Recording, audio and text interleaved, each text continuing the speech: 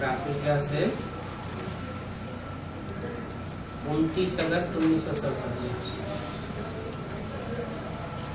ये है ज्ञान मार्ग और वो है भक्ति मार्ग।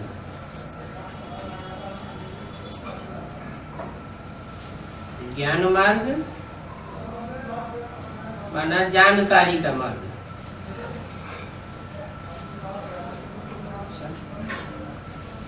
भक्ति मार्ग में जानकारी नहीं होती। भक्ति मार्ग में कुछ जानते नहीं है क्या? जानते तो हैं, लेकिन जो कुछ भी जानते हैं वो सब नकामी बातें हैं।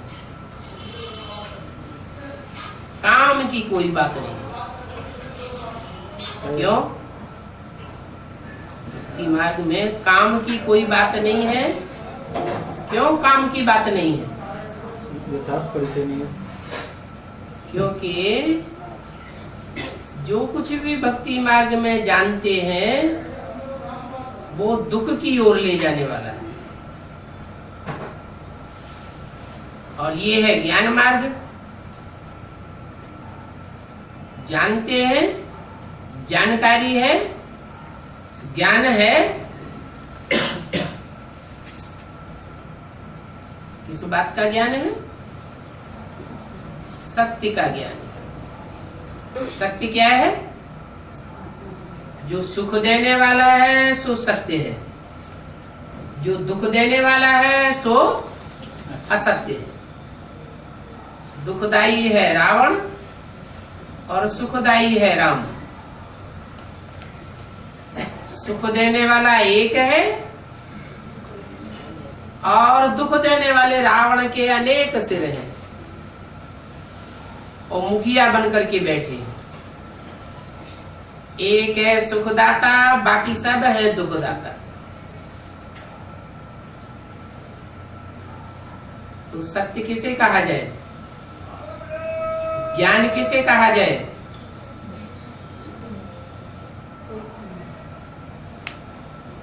जो सच्चा है सो सुख देने वाला है, जो झूठा है वो दुख देने वाला है। दुनिया में है सब भक्ति मार्ग। सारी दुनिया में जो भी भक्ति मार्ग अज्ञान मार्ग है वो इसलिए अज्ञान मार्ग है कि दुख की ओर ले जाता है। दुनिया किस ओर जा रही है? 2500 वर्ष की हिस्ट्री मनुष्य के पास मौजूद है। दुनिया सुख की ओर जा रही है या दुख की ओर जा रही है? दुख बढ़ता जाता है और सुख घटता जाता है। तो दुख की ओर जाना माना अज्ञान मार्ग में है, और सुख की ओर जाना माना ज्ञान मार्ग में है। सुख स्वरूप और दुख स्वरूप।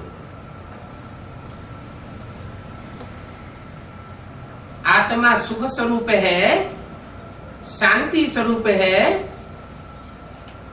लेकिन अभी क्या है? दुख स्वरूप है। ऐसा कोई मनुष्य मात्र सृष्टि पर नहीं है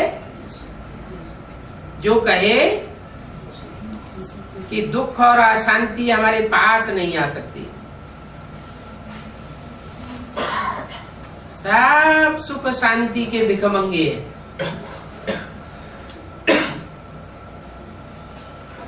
माना सब सत्य से दूर है और असत्य से चिपके हुए हैं। सत्य एक बाप सत्य और अनेक है असत्य। ये है झूठ खंड। झूठ खंड में सब झूठे, झूठे लेना, झूठे देना, झूठे भोजन, झूठ चबेना, हर बात में झूठ ही झूठ। बाप आकर सत्य बताते हैं, बाप है ही सत्य चित्त आनंद, सच्चा है, चैतन्य है और आनंद स्वरूप है। आनंद स्वरूप माना सुख स्वरूप है। तो सत्य बाप आकर बताते हैं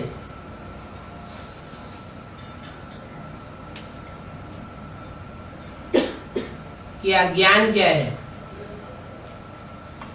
और ज्ञान क्या है, दोनों की पहचान देते हैं।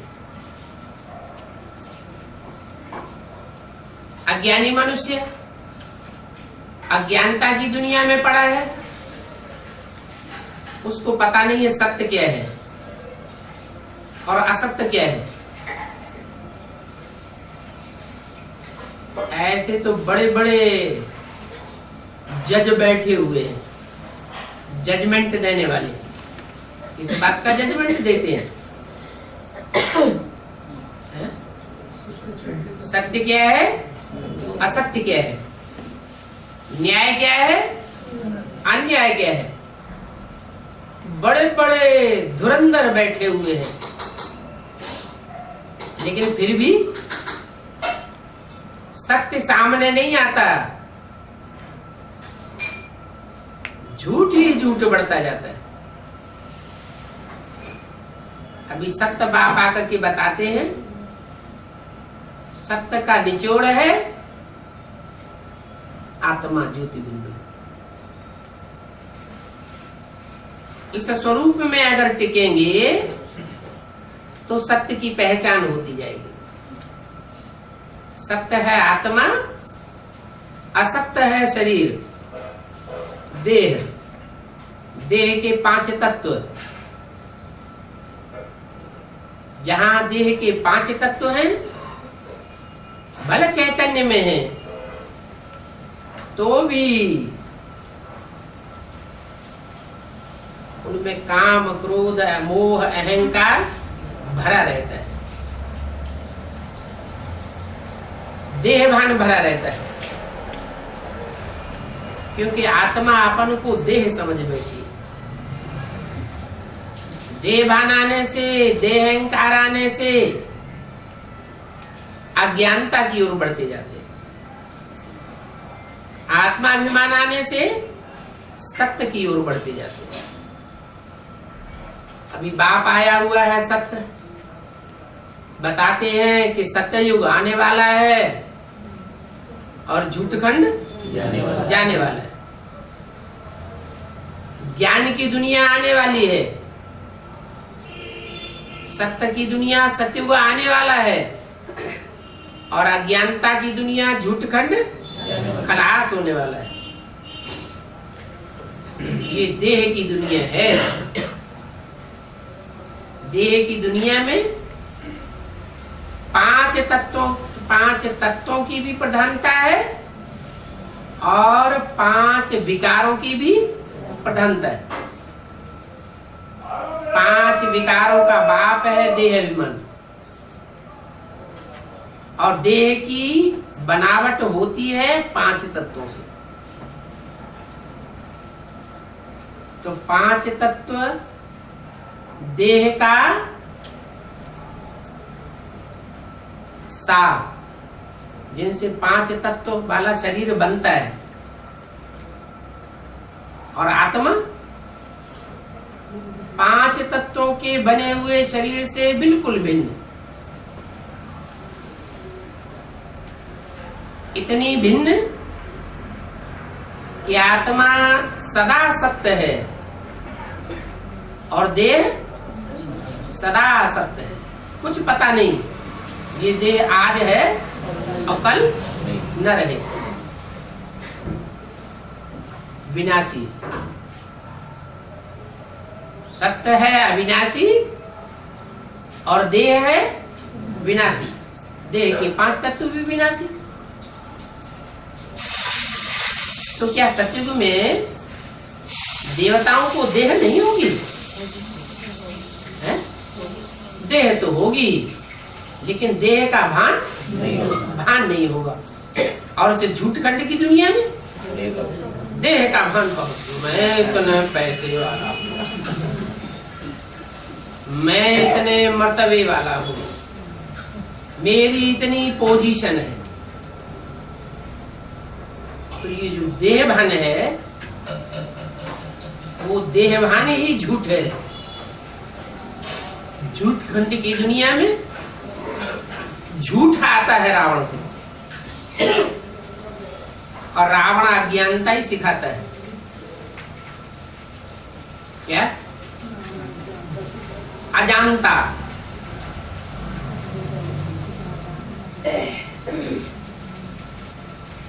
शास्त्र बाद में बने, क्या? शास्त्र तो बने बाद में, लेकिन अजंता अलोरा की गुफाएं पहले बनी।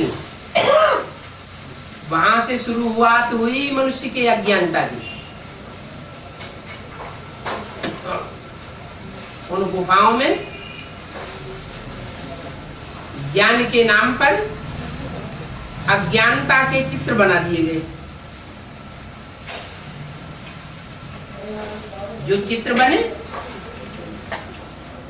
उनमें सत्य था या असत्य था, सच्चाई थी या झूठापन ज्यादा था? है? नहीं, उन चित्रों में चित्रकार ने जो भाव भंगियां भरी थी उसमें सच्चाई तो थी, लेकिन चित्र बनाने वाले कौन थे? भगवान था या देहधारी मनुष्य थे? देहधारियों ने वो अजंता, एलोरा, एलिफेंटा के चित्र बनाए गुफाओं में। और जिन मनुष्यों ने बनाए वो मनुष्य स्वयं स्थिति में स्थित होने वाले देवता थे या परचिंतन करने वाले थे? मनुष्य थे। मन जिनको होता है उनको कहते हैं मनुष्य। मन क्या करता है? चंचलता करता है। तो चंचलता से जिनका जन्म हुआ वो है असत। और बाप आकर के राजयोग सिखाते हैं।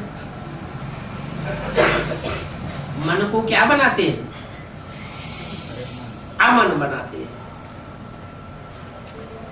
मन स्थिर हो जाता है, जैसे कि मन है ही नहीं, एकाग्र हो जाता है। मन जब एकाग्र हो जाता है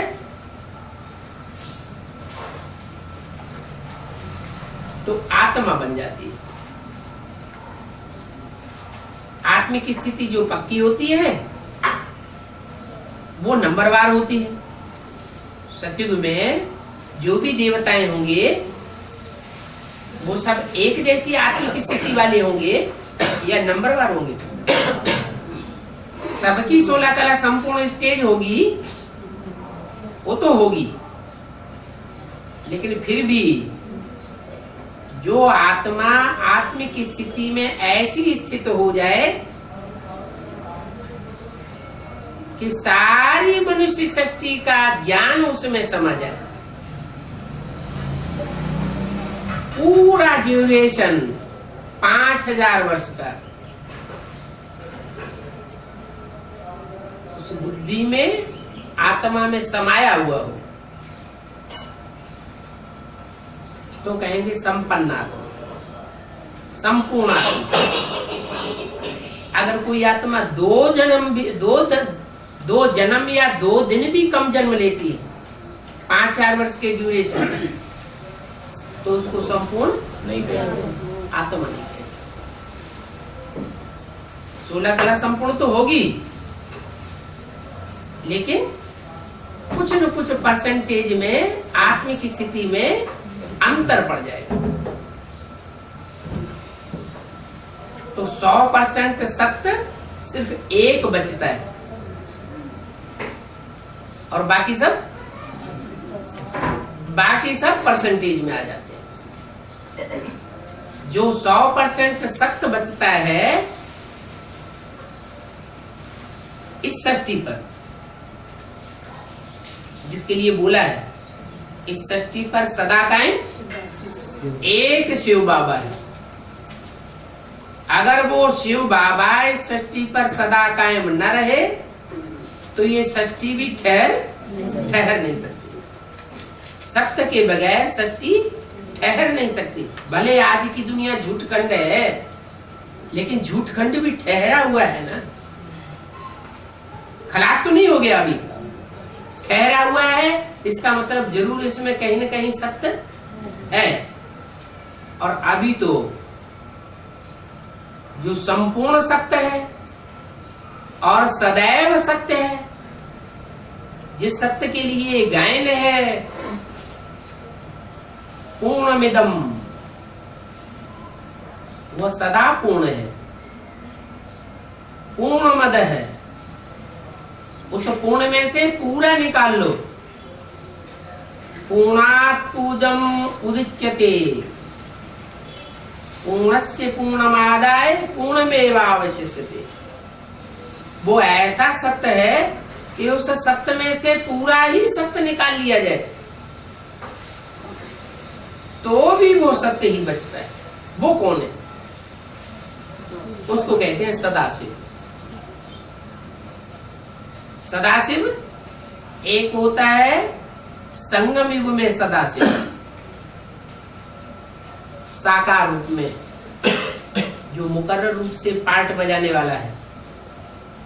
और एक होता है सदाशिव सिर्फ संगम युग में ही नहीं, चाहे संगम हो, चाहे शूटिंग पीरियड हो, और चाहे 5000 वर्ष का ब्रॉड ड्रामा हो, तो भी वो सत्य है जरूर। उस सत्य की सत्ता जरूर रहती है, भले सृष्टि में नहीं रहता है। कौन? सदाशिव। तो भी उसकी सत्ता काम करती है। वो शिव परमधामवासी बन जाता है संगम युग के बाद। वो परमधामवासी शिव जब परमधामवासी बन जाता है तो इस सृष्टि का क्षरण शुरू हो जाता है।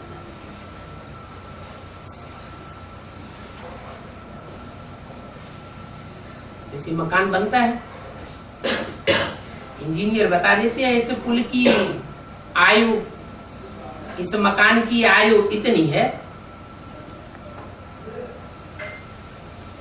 तो 4 अवस्थाओं में बताया जाता है कि ये सतो प्रधान स्टेज, ये तमो प्रधान, ये रजो, ये सतो। तो ऐसे ही आत्मा भी इस सृष्टि पर जब संपन्न बनती है, संपूर्ण सत्य नंबरवार आत्माएं धारण करती हैं, सात्विक स्टेज को धारण करने के बाद एक लंबे अरसे तक वो अपने सत्व को टिका पाती है। लेकिन सदाशिव इस सृष्टि पर न होने के कारण आखिरी रिजल्ट क्या होता है?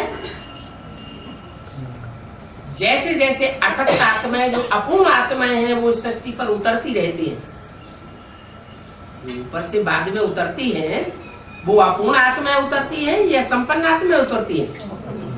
अपूर्ण आत्माएं, माने पूरी आत्मा नहीं बनती, पूरे 84 का चक्र लेने वाली आत्माएं नहीं है। वो उतरती है तो उनके संग के रंग में आने से जो संपूर्ण सत्य आत्मा है, बाप समान बनने वाली आत्मा, सुप्रीम सोल के सबसे नजदीक रहने वाली आत्मा, वो भी नीचे गिरती। 16 कला संपूर्ण से क्या बनती है? कलाहीनता की स्टेज की ओर जाती है। और ये क्रम सत्युग की आदि से ही चलता है। क्यों चलता है? जैसे सोना होता है, सोना में चांदी की खाद डाली जाती है तो सोने का ग्रेड नीचे उतरता है। लेकिन चांदी की खाद पड़ी है, चांदी तो बहुत ड्यूरेबल होती है। क्या चांदी में घिसाव नहीं आता, फिर भी सोने का जो मूल्य है वो कम होता जाता है।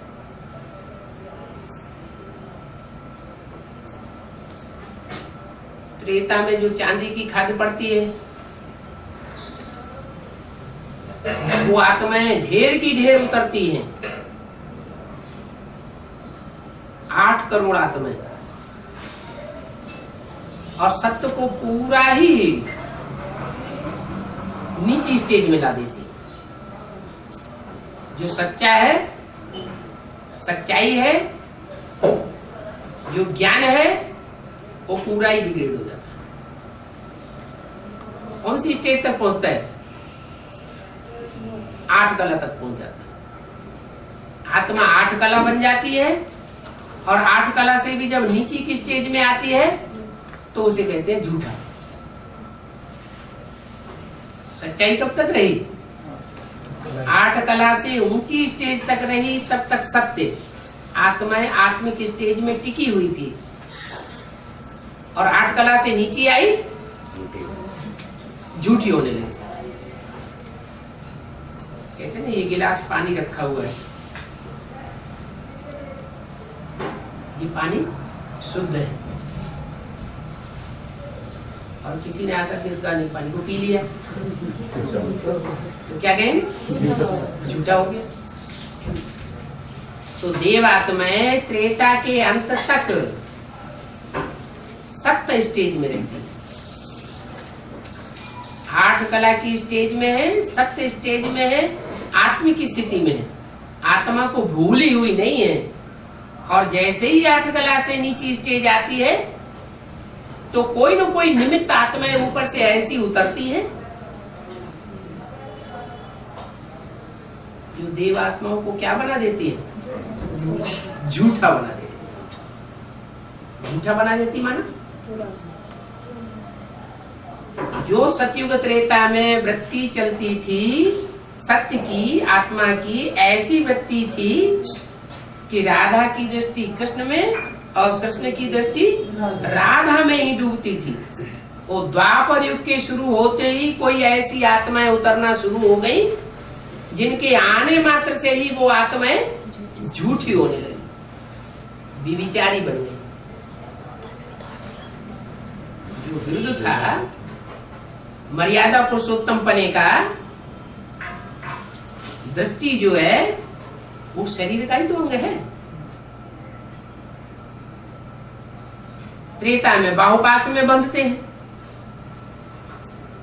वो भी श्रेष्ठ इंद्रियां हैं। तो जो श्रेष्ठ इंद्रियों का सुख है वो भी गया, और भ्रष्ट इंद्रियों का सुख शुरू हुआ,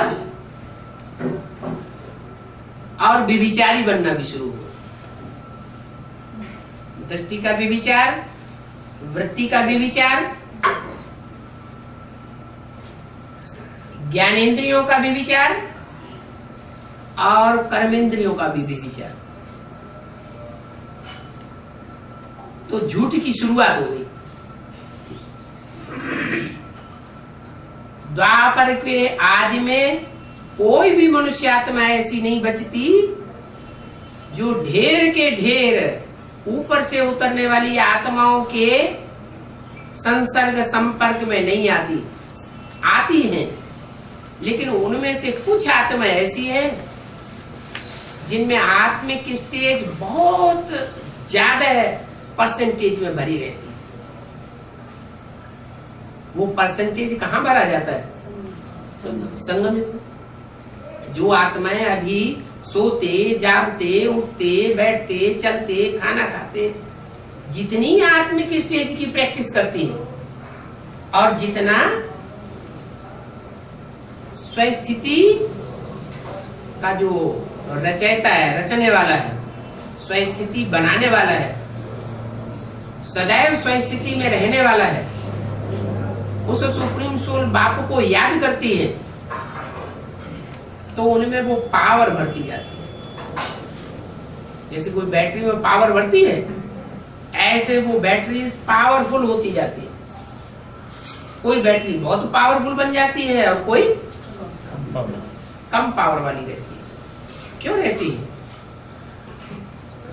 पावर भरने वाला तो आ गया, वो जनरेटर वो ताकत तो सभी बैटरीज को दे रहा है। फिर कोई कम पावर भरता है, कोई ज्यादा पावर भरता है।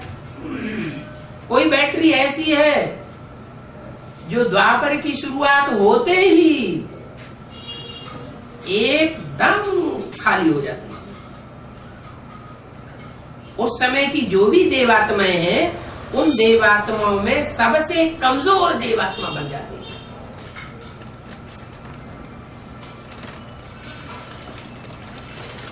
और उस कमजोर देवात्मा में, पतित देवात्मा में ऊपर से आने वाली पावरफुल आत्मा प्रवेश कर जाती है। जो ऊपर से प्रवेश करती है वो अपनी कोटि की पावन आत्मा है, लेकिन इतना ज्ञान उसमें नहीं है कि विविचार क्या होता है और अब विविचार क्या होता है। झूठा किसे कहा जाता है और 100% सच्चा किसे कहा जाता है। ऐसी आत्मा जब उस कमजोर आत्मा में प्रवेश करती है तो सत्य का ज्ञान न होने के कारण वो भी तेजी से उस झूठ के संग के रंग में आती है, पतित आत्मा के संग के रंग में आती है और तेजी से नीचे गिरना शुरू हो जाती है। क्यों? क्योंकि उस आत्मा की बुद्धि में विविचार का ज्ञान नहीं है। खूब विविचार फैलाती है, दृष्टि वृत्ति का करप्शन फैलाती है। उस फैलाने के टाइम पर कुछ आत्माएं उस करप्शन से बच करके रहती है और कुछ आत्माएं पूरी कन्वर्ट हो जाती है। इसका कारण क्या हुआ?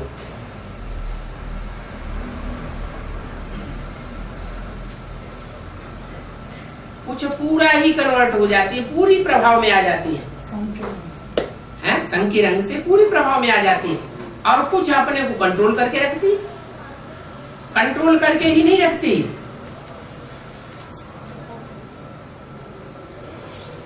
उन कन्वर्टेड आत्माओं को जो दृष्टि वृत्ति का करप्शन में पूरी फंस जाती है, उनको खदेड़ के हिंदुस्तान से बाहर कर देती है।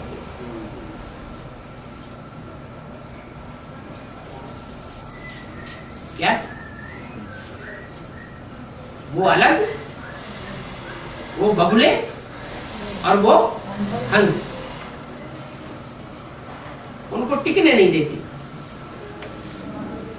वो अरब देशों में जाकर के अपना खूब स्वतंत्र रूप से व्यभिचार फैलाते।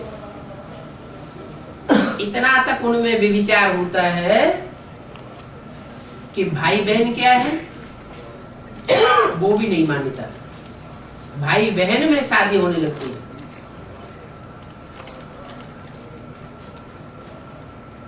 तो वो तो स्वतंत्र हो गई व्यभिचार के लिए, व्यभिचारी दुनिया बनाने के लिए। और भारत में फिर भी ऐसी आत्माएं रहती है जो व्यभिचार का मुकाबला करती है। झूठ माना व्यभिचार, व्यभिचार का मुकाबला करती है। मुकाबला करते करते, मुकाबला करने से संघर्ष होता है ना, संघर्ष करने से शक्ति क्षीण होगी या पावरफुल बनेगा?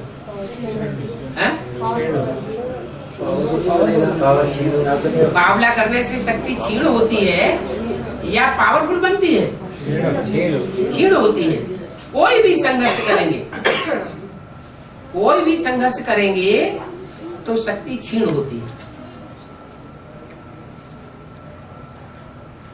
बाबा ने हमको अभी क्या सिखाया? विकारों से युद्ध तो करना है, लेकिन जो बाबा ने विकारों से युद्ध करना सिखाया है उसमें हमारी शक्ति क्षीण हो रही है या हम पावरफुल बन रहे हैं? सब पावरफुल बन रहे हैं। क्यों? क्यों? पढ़ाई तो सबको एक जैसी पढ़ाई जा रही है। जन्मों के साथ इस जन्मों के क्या संस्कार?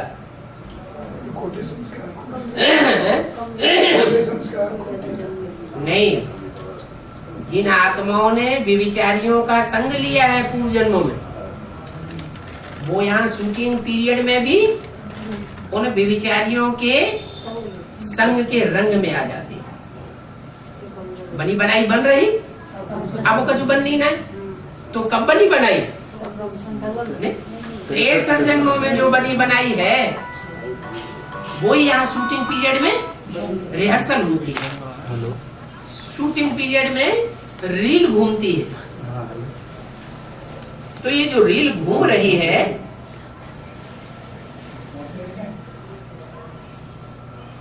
ये रील शिव बाबा घुमा रहा है, रावण घुमा रहा है, या हम आत्माएं घुमा रही है?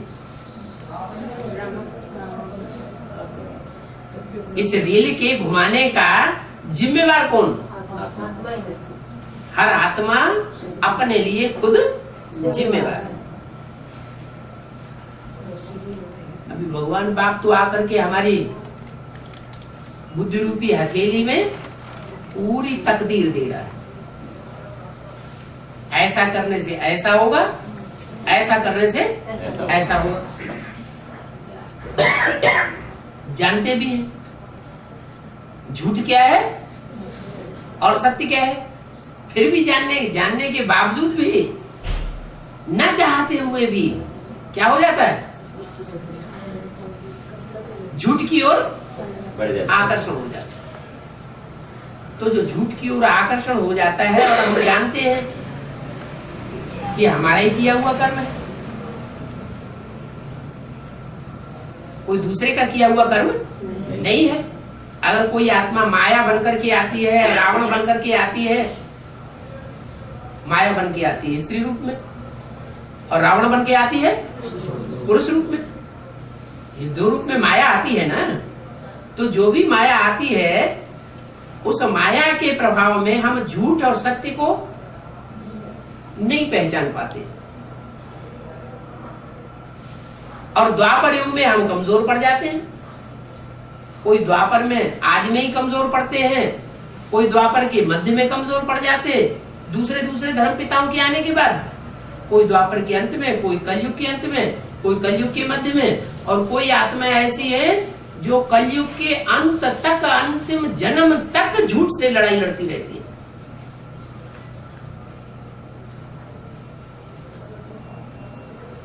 कैसे?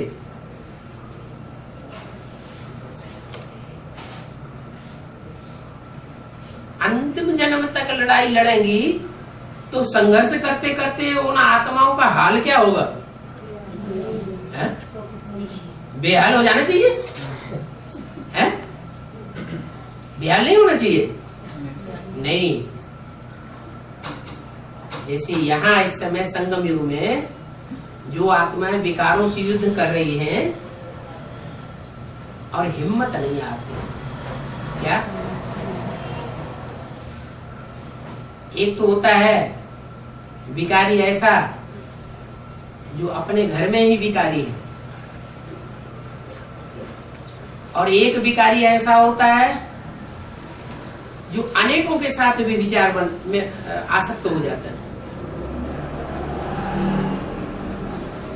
एक है सन्यासी जो अपने घर को सन्यास करता है, और हम बच्चों को कैसा सन्यास बताया है? बेहद का सन्यासी बनना है। बेहद का सन्यासी का मतलब क्या है? कि हमारी कोई हद की गृहस्थी नहीं है, क्या छोटी गृहस्थी नहीं है, हमारी कोई छोटी मोटी गृहस्थी नहीं है। वसुधैव कुटुंबकम, सारी वसुधा ही हमारा परिवार है। तो जब सारा ही परिवार हमारा परिवार है, मतलब सारी दुनिया की सारी मनुष्य आत्माएं हमारा परिवार है, तो उनसे हमारा अलगाव रखना चाहिए, दूरवाज खुशवाज होना चाहिए या मिलजुल कर रहना चाहिए। लेकिन हम मिलजुल कर रहते हैं तो हमें चैप लग जाता है, तो क्या करें? हम मिलजुल करके रहते हैं और मिलजुल करके रहने के कारण क्या होता है कि हम व्यभिचार में आसक्त हो जाते हैं,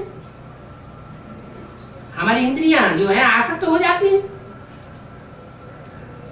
तो क्या करें? दूरवाज खुशवाज रहें या मिक्स होकर के रहें?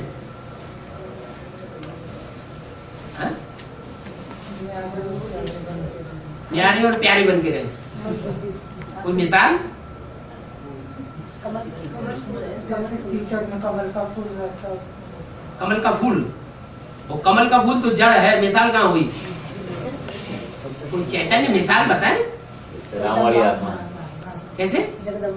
राम वाली आत्मा कहते मर्यादा पुरुषोत्तम होना, दूसरी शादी भी देंगे?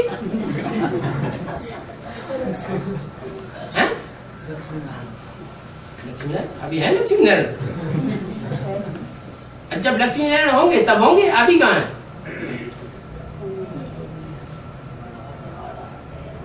अरे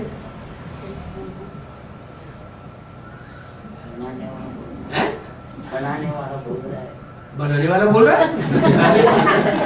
किसको क्या बनाने वाला बोल रहा है? ये बोल तो रहा है, वो तो ठीक है कि बनाने वाला बनाता है। क्या बनाता है? दूरबाज खुशबाज बनाता है। अभी बात क्या हो रही है? बात हो रही है दूरबाज खुशबाज अच्छी बात है या मिक्स होकर के रहना अच्छी बात है?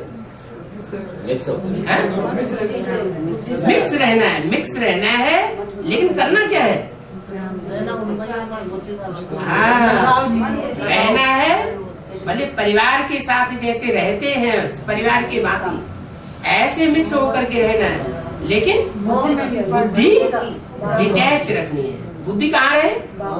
जो बाबा ने बताया सत्य। क्या है सत्य? आत्मा, आत्म की स्थिति में रहना, बिंदु रूप स्टेज में रहना। मैं आत्मा देह नहीं हूँ, 5 तत्वों का पुतला नहीं हूँ, और 5 तत्वों के पुतले में प्रभावित होने वाली आत्मा, जो प्रभावित होने वाली आत्मा है 5 तत्वों के पुतले से, वो रुलाने वाली आत्मा नहीं है। जो देह से, देह के संबंधियों से, देह के पदार्थों से अटैच हो जाते हैं बुद्धि से, बुद्धि को ही आत्मा कहा जाता है। मनोबुद्धि से जो अटैच हो जाते हैं देह के संबंधियों, देह के पदार्थों से छोड़ नहीं सकते, तो अटैच होने वाली बुद्धि वो फिर डिटैच कैसे होगी? प्रैक्टिस तो करनी पड़ेगी। क्या प्रैक्टिस? आत्मा, आत्मा अपने को समझा, माना 5 तत्वों से डिटैच हो गई, ये जड़त्व के ऊपर जीत हुई।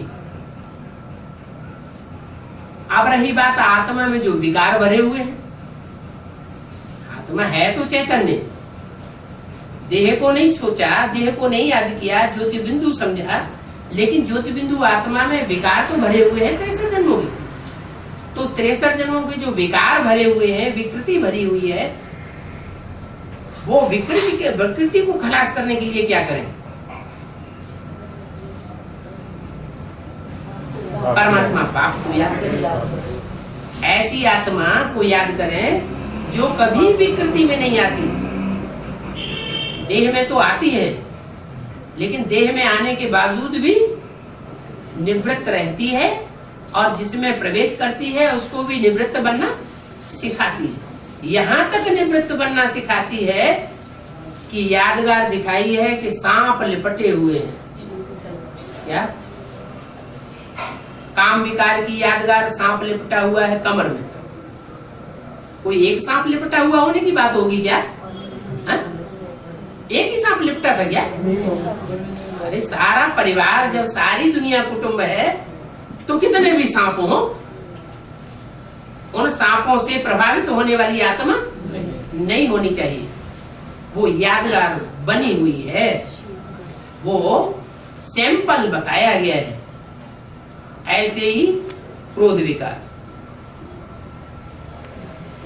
क्रोध के लिए कौन सी भुजा ज्यादा काम करती है क्रोध में? है?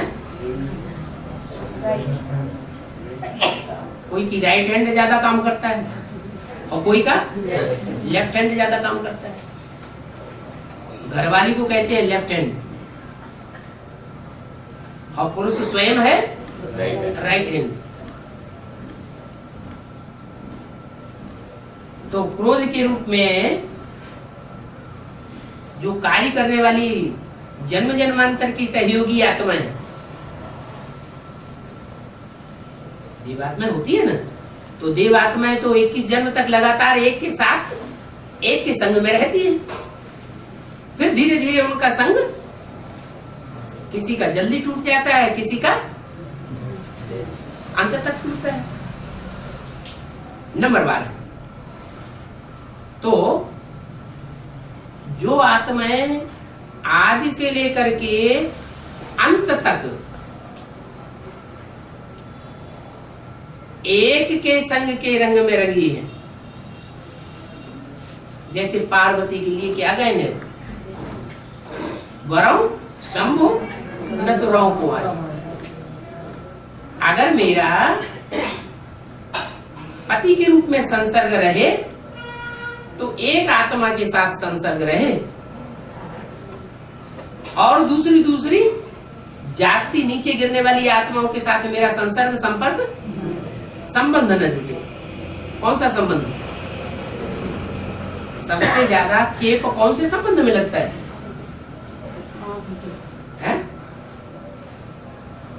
सबसे ज्यादा जो चेप लगता है, आसक्ति आती है, वो कौन से संबंध में आती है?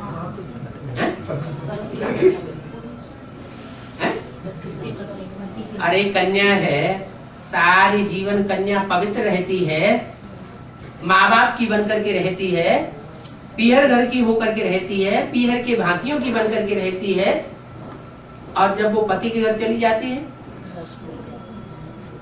तो किसकी हो जाती है? पति के घर। ऐसे क्या बात हो गई जो इतना परिवर्तन हो गया? देह का चेप लग गया है, देह का लग गया। देह का चेप वो लगा जो उसी संबंध में होता है और किसी संबंध में नहीं होता। क्लोज कनेक्शन, इंद्रियों का, सारी इंद्रियों का क्लोज कांटेक्ट जिस संबंध में होता है वो संबंध सबसे नीचे गिराने वाला है। अगर ईश्वरीय स्मृति में रहे, आत्मिक स्थिति में रहे,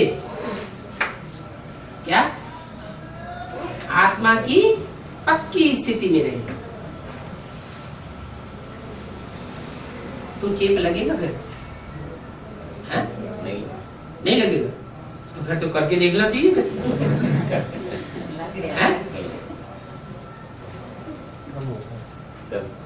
देखना चाहिए कि नहीं देखना चाहिए? कोशिश कर रहे हैं सब, कोशिश कर रहे हैं। अच्छा, वो कोशिश कायदे अनुसार करेंगे कि बेकायदे अनुसार करेंगे? कायदे अनुसार। कैसे कायदे अनुसार करेंगे? जो बाबा ने श्रीमत दी है। क्या श्रीमत दी है कि चोरी कर लो? हाँ, डकैती डाल लो? चोरी डकैती जिस समझ में ये बात हो रही है तो उससे मतलब बच के रहो। अरे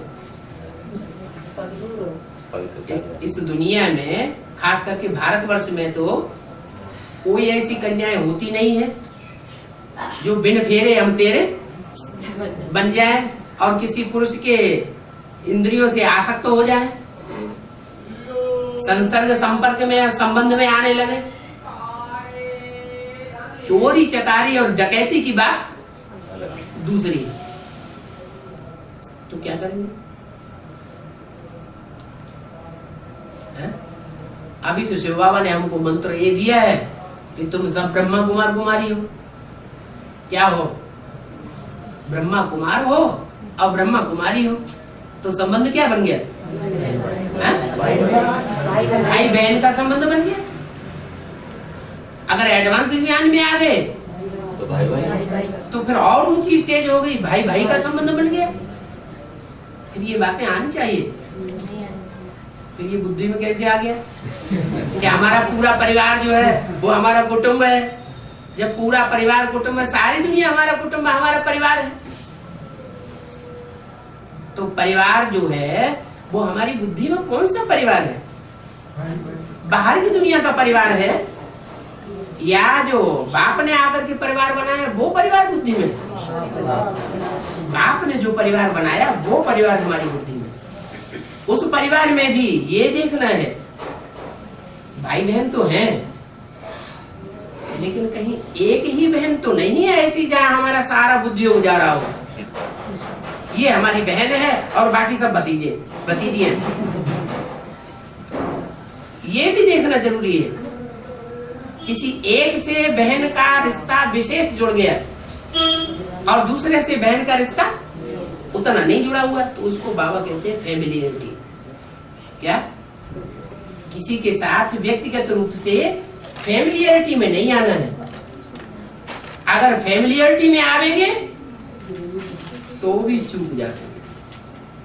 जो फाइनल एग्जाम होगा ना, उस फाइनल एग्जाम में जिस नंबर से पास होना चाहिए उस नंबर में पास नहीं हो।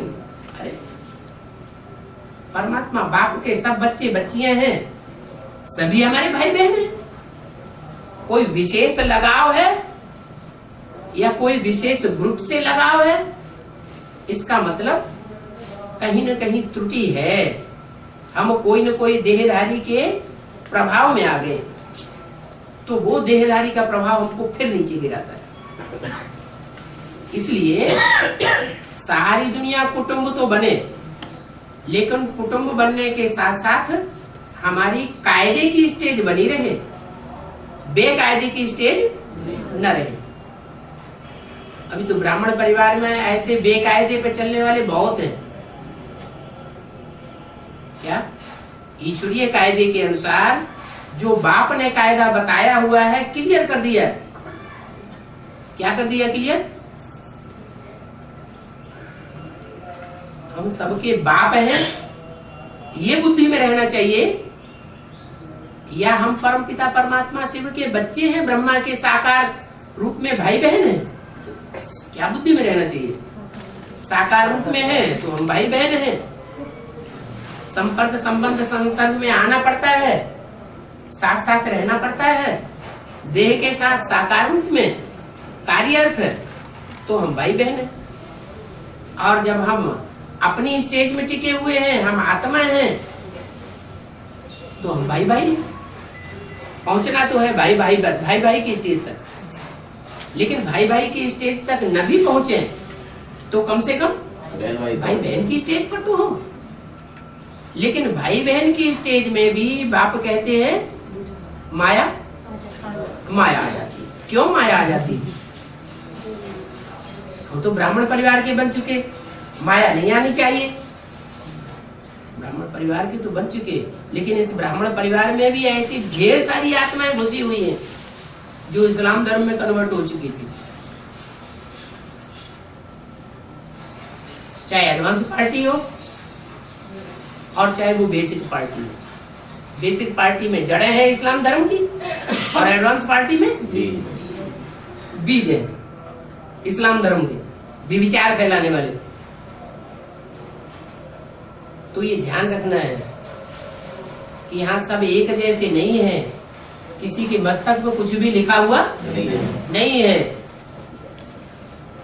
इसलिए अपनी सुरक्षा अपने हाथ में है। अगर हमने अपनी सुरक्षा को अपनी बुद्धि रूपी हाथ से परखा नहीं, तो अभी लास्ट टाइम में जबकि फाइनल परीक्षा हो रही है, फाइनल परीक्षा के नंबर भी आउट होना शुरू हो गए हैं, तो हम कहीं गोचा न खा जाए।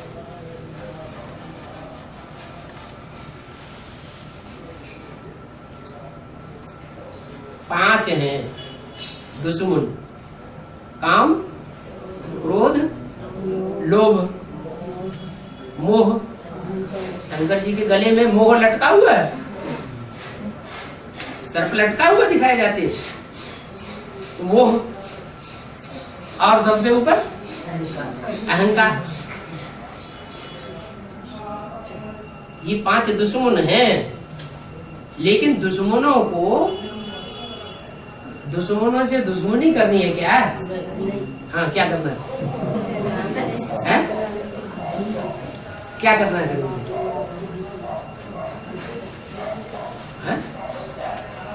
प्यार करना शुरू करते हैं, जैसे हम शिव बाबा से प्यार करते हैं। हाँ, भले सर्प हैं, लेकिन सर्प होते हुए भी इतने जो नजदीक हैं, इससे ये साबित होता है कि वो सुप्रीम सोल को तो प्यार नहीं करते। क्या? सुप्रीम सोल को, सदा शिव को तो उतना प्यार नहीं करते, लेकिन किसको प्यार करते हैं? सुप्रीम सोल जिसमें प्रवेश करता है उससे प्यार। तो जिसमें प्रवेश करता है वो कोई नीची कोटि की आत्मा है क्या? है? नीची कोटि की आत्मा तो नहीं है। सुप्रीम सोल आकर के उसको स्वीकार करता है पहले है तो उच्च कोटि की आत्मा। लेकिन उस देहधारी को याद करें, उससे चिपके रहें और सुप्रीम सोल को भूल जाए, तो सबको याद किया या शिव को याद किया? तो कहेंगे सबको याद किया। तो जैसे मुर्दे से कोई प्रीति करे, ऐसी भी कहानियां आई हैं कि पत्नी से बहुत प्यार करता है कोई, पत्नी जब मर जाती है, कब्र दाखिल हो गई, तो कब्र में से निकाल करके उसके साथ प्यार कर लिए, कर्मेंद्रियों का भोग कर लिए।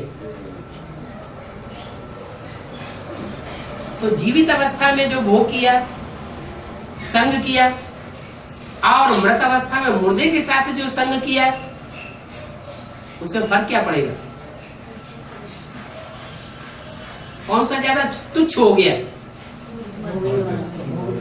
जो मुर्दे के साथ प्यार किया, ऐसे मुर्दे के साथ प्यार करने वाले ब्राह्मणों की दुनिया में बहुत हो गए। ब्राह्मणों की दुनिया में भी बहुत हैं, और फिर बाहर की दुनिया में तो है ही है। क्यों? ये बेहद की बात। उसकी पत्नी ज्ञान में आ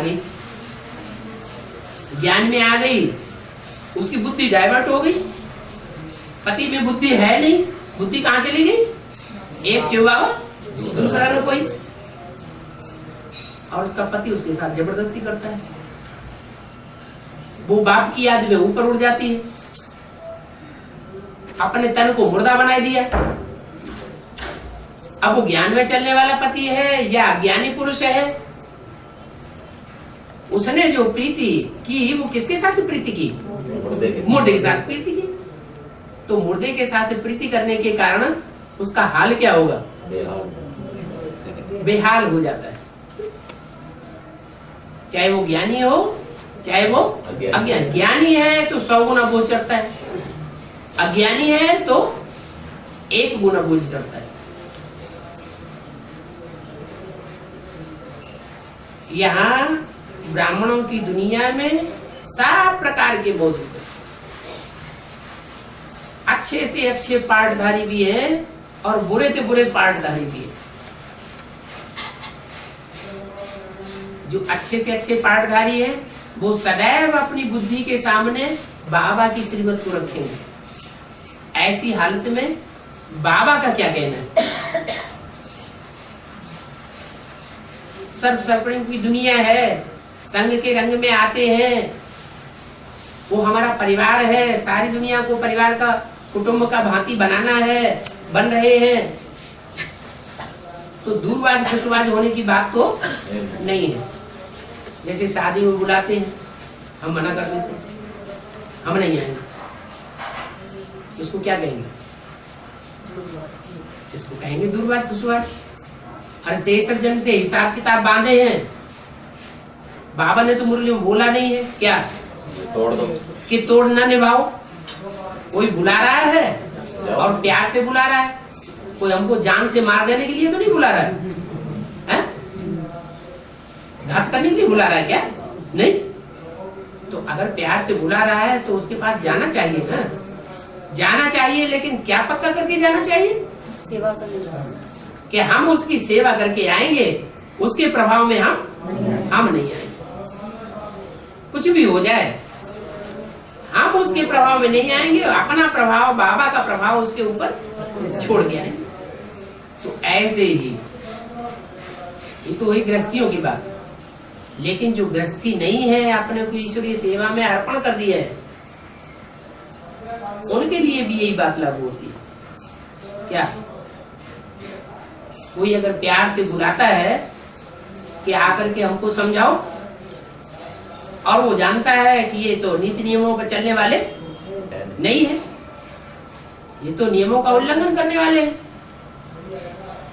और उनके निमंत्रण को ठुकराए दे,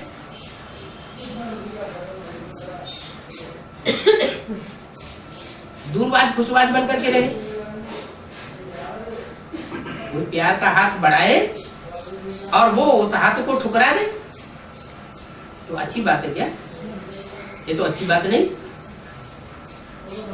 तो जो ठुकराने वाली वृत्ति है वो सन्यासियों की वृत्ति हो गई। यहाँ ब्राह्मणों की दुनिया में भी जो ठुकराते हैं, अंदर से जानते हैं कि हमको इसने से बुला रहा है, निमंत्रण दे रहा है, हमसे कुछ लेना चाहता है और अपना कुछ हमको देना चाहता है। हमें मालूम है कि दुनिया वाले जो कुछ देंगे वो तो विकारी ही देंगे। वो हमसे यही आशा करेंगे कि हम अपने बीवी बाल बच्चों को शादी वादी करें, और हम क्या आशा करेंगे? नहीं।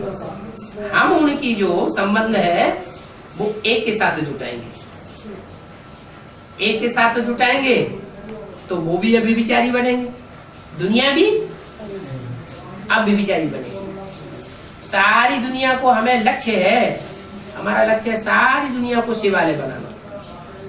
आलय माने घर, किसका घर बनाना? शिव का घर बनाना। शिव के घर में सब भाई बहन है हमारे, और शिव हमारा बाप है। तुम्हें माता च पिता, तुम्हें वो हमारी माता भी है, वो हमारा पिता भी है। क्योंकि शिव का जो साकार स्वरूप दिखाते हैं उसमें चंद्रमा के रूप में ब्रह्मा की सोल बैठी हुई है, प्यार का स्वरूप भी उसमें बैठा हुआ है, और तीसरे नेत्र के रूप में जो जजमेंट देने वाला है, बुद्धि का नेत्र, वो भी बैठा हुआ है।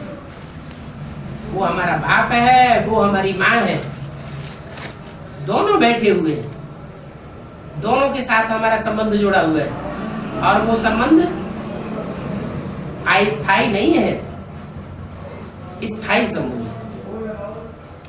क्या? समय के अनुसार भले उसका रूप परिवर्तन होता है, लेकिन रूप परिवर्तन होते हुए भी आत्मा वही कार्य करती है। चाहे वो ब्रह्मासुर विष्णु के रूप में हो, और चाहे वो ब्रह्मासो ब्रह्मा तो बच्चों में प्रवेश करता है ना। ब्रह्मा सभी ब्राह्मणों में प्रवेश कर सकता है। ब्रह्मा सरस्वती वाली आत्मा है, इस समय सभी ब्राह्मणों में प्रवेश कर सकती है, लेकिन अपने को पक्का नहीं कर लेना है कि मेरे में अंदर बाबा आता है, ब्रह्मा बाबा आता है, मम्मा आती है, ऐसा पक्का कह करके दूसरी आत्माओं को सुनाना नहीं चाहिए। अगर कोई सुनाते हैं तो इससे ये साबित होता है कि अपने प्रभाव को दूसरों के सामने बढ़ाना चाहते हैं, कि हमारी बात माने दूसरे लोग।